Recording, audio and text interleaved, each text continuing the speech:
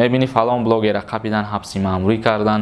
Агар шаҳрванд барои ҳимояи худ ҷиноят кана, яъне одам бикуша, ҳамура мешинонанд, тифли мақсад майда будай, ба ҳамин хотир ира ҳабси маъмурӣ накардан. Нафароне ки дар Москва қарор доранд ва ба духтури дандон ниёз доранд, ба рақамҳои дар экран буда муроҷиат кунед ва аз номи канали ЮРИСТ муроҷиат кунед, 30% тахфиф карда мешавад.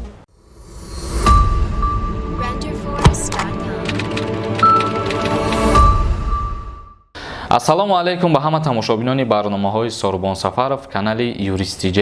мавзӯи имрӯзаи мо боз дар бораи ҳабси як блогери тоҷики Дигар ва баъдан ҷавоб ба саволҳое ки дар комментария ба мо пешкаш кардагиянд. ман мехоҳам пеш аз дар бораи ҳамон блогер маълумот расондан якде сухана қайд кунам ба ҳамаи тамошобинон, ба ҳамаи блогеро, ба ҳамаи пранкеро. дар анҳами канали ЮРИСТ, яъне дар канали ма зиёда аз 3-4 барнома дар ҳамин маврид ма кардагиам баҳри тамошобино, яъне мавзӯъ кардагиам дар бораи ҷаримаи пранкеро ва боз махсус кардагиам мавзӯъ дар бораи ҳуқуқҳои блогеро ва боз видеоролик кардем дирӯз дар бораи ҷавобгарии пранкеро, яъне ки барои тартиботи ҷамъиятиро вайрон кардани пранкеро ва ба ҷавобгарӣ кашидани пранкеро аз ҷониби хизматчиёни давлатӣ. ва мо таъкид мекунем доимо дар барномаҳомон ки пранк накунен ва мақсад агар карденам тартиботи ҷамъиятиро вайрон накунен, умуман чӣ видеое мекунен намекунен, мақсад мутобиқи қонун ана ҳамун чизтон ҷавобгӯ боша баъд бикунен.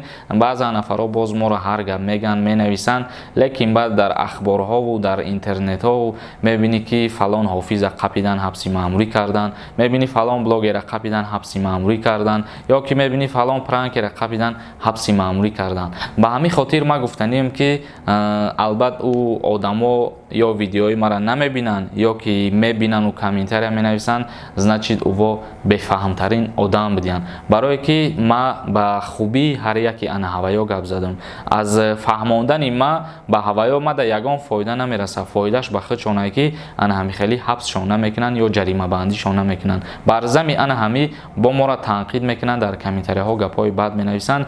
аз ҳамин ҷа бармеояд ки бефаҳмтарин одамҳо ана ҳамун одамҳоанд ки мақсад бар зами хубӣ кардан, тавоноии хубӣ кардан надорӣ, мегам бадӣ накун ё ҳамун хелиянд. ва ҳозир маълумот мерасонем ба шумо оиди ҳабси маъмурӣ кардани яке аз блогерони ҷумҳурии Тоҷикистон, маъруф аст бо номи КУЧКАРА. бисёриёд медонем ки роликҳои ҳазл шӯхӣ мекунад, бисёртар дар кӯчаҳои шаҳр мегарда, барномаҳоро пеш мебара. умуман дар шабакаи иҷтимоии Инстаграм роликҳои шӯхиовар мекунад, яъне хандаомез мекунад. ва дирӯз як ролике дар интернет нашр карда ки ана ҳамун ролик сабаб шид ки иштирокчиёни ана ҳамун ролик ҷарима шаванд ва ба ҳабси маъмурӣ кашида шаванд. ҳозир мо дар шумо ахборота мехонем, бародарони азиз. ҳабси блогерон барои масхара ва табдили писарбачаи ноболиғ ба арӯси замонавӣ. санаи 11 августи соли ҷорӣ дар як қатор сомонаҳои иҷтимоии интернетӣ наворе нашр гардид ки дар он ҳолате аз ҷониби 2-3 нафар ашхоси бо номи блогер мавриди масхараву мазаммат қарор гирифтани як наврас инъикос ёфтааст. ин амалу кирдори ноҷавонмардонаи ин блогерон мавриди вокуниши шадиди шаҳрвандону истифодабарандагони шабакаҳои иҷтимоии интернетӣ қарор гирифта, ҳамзамон як қатор корбарон аз раёсати вазорати корҳои дохилӣ дар шаҳри Душанбе дархост намуданд то пеши роҳи чунин бетартибӣ гирифта шуда нисбати ин блогерон чораҳои дахлдори қонунӣ андешида шавад. воқеан чуноне дар навор дида мешавад, як нафар ҷавонзан бо ҳамроҳии 2 нафар ҷавонмард ба тани ин писарбача либоси чакани духтарона пӯшонида, рӯяшро ҳамчун духтар бо маҳсулотҳои ороишӣ яъне косметикӣ рангубор намуда, бар зами ин дар сараш тухм мешикананд. дар давоми ин ҳама кирдорҳои зидди қонунии блогерҳо наврасро ба масхара мегиранд ки ранги арӯси замонавӣ шуд, мо арӯз кофта гашта будем, гап нест дар ин арӯз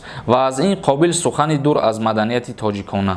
дар натиҷаи пешбурди корҳои фаври ҷустуҷӯии омодакунандагон ин навор муайяну дастгир ва ба мақомоти милитсия дастрас карда шуданд. аз ҷумла инҳо: Хоҷаев Аҳлиддин, соли таваллудаш 26 январи соли 1989, истиқоматкунандаи кӯчаи Борбад, бинои 82 дар байни блогерон ва шабакаи иҷтимоӣ бо тахаллуси КУЧКАРА маъруф аст. Муҳаммадиев Акбар Одилович, соли таваллудаш 23-06-1993, истиқоматкунандаи кӯчаи Маяковский бинои 22 ва Қулиева Матлуба соли таваллудаш 14 марти 1994, истиқоматкунандаи кӯчаи Профсоюз хонаи 12. нафароне ки дар Федератсияи Россия қарор доранд ё берун аз Федератсияи Россия қарор доранд, акнун вақти он расидааст ки телефонҳои худро иваз созед, пас ба рақамҳои дар экран буда муроҷиат кунед.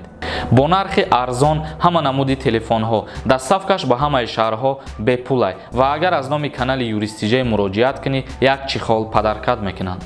бо назардошти ҳолатҳои мазкур барои поймол намудани ҳуқуқҳои ноболиғ ба таври оммавӣ пас задани шаъну шараф ва мавриди масхараву мазаммат қарор додани писарбачаи ноболиғ нисбати ҳамаи боздоштшудаҳо парвандаи маъмурӣ тартиб дода шуда бо қарори суд Ҳоҷаев Аҳлиддин ва Муҳаммадиев Акбар ба муҳлати 5 ва 7 шабонарӯзӣ ба ҳабс гирифта шуданд. илова бар он бо назардошти дар тарбияи шаҳрванди Қулиева Матлуба мавҷуд будани кӯдаки ноболиғ нисбаташ шартан ҷаримаи маъмурӣ ба андозаи 7 нишондиҳанда барои ҳисобҳо ҷарима таъин карда шудааст. яъне ки дар тарбияи изан тифли мақсад майда буда, ба ҳамин хотир ира ҳабси маъмурӣ накарданд ва ҷаримабандиш карданд ва нисбати ана он ду шахсияти дигаре ки мо номбар кардем, номошона гуфта гузаштем, ҳабси маъмурӣ пешбинӣ шуд аз 5 то 7 шабонарӯз. ба ҳамин хотир бародарони азиз, ҳар видеоролике мекунен, ҳар коре мекунен, як бор ҳамуро айназар бигзаронен. او قدر اگر که بفهم باشین، اگر سخت اونم برسه بخشش برادرها بدرین همی کانال یک عینظر بگذارین، همو درباره حقوقهای بلاگرها و درباره پرانکرها و همه شما گفته فهموندگیم که از نظر قانون باید چی کارا را انجام بدین و چی کارا را نکنن که قانون اجازه دادگی نیست.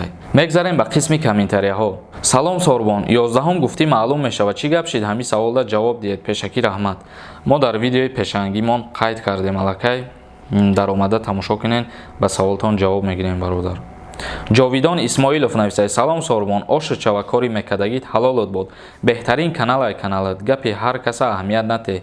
دلشی برای کار. هزار رحمت کلام برادر.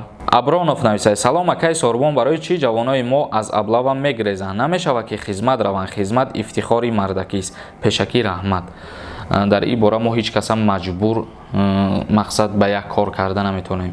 عموما به یگان کار ما هیچ کس مجبور کردن نمیتونیم که آزی ما در ویدیو بگم برین خدمت کنین یا که خدمت نکنین. هر کس مقصد وضعیت شرایط چه توانایی چه نگاه میکنه، اگر خواهشی رفتن داشته باشه میره و خدمت وطن مادر میکنه. لیکن در اصل ای برادر ما درست قید کرده هر یک جوان مرد اگر امروز به خواهش خودش خدمت بره بهترین میشود. شریفوف نویسه: السلام علیکم اکای سوربان، ما چطوری وطن برم؟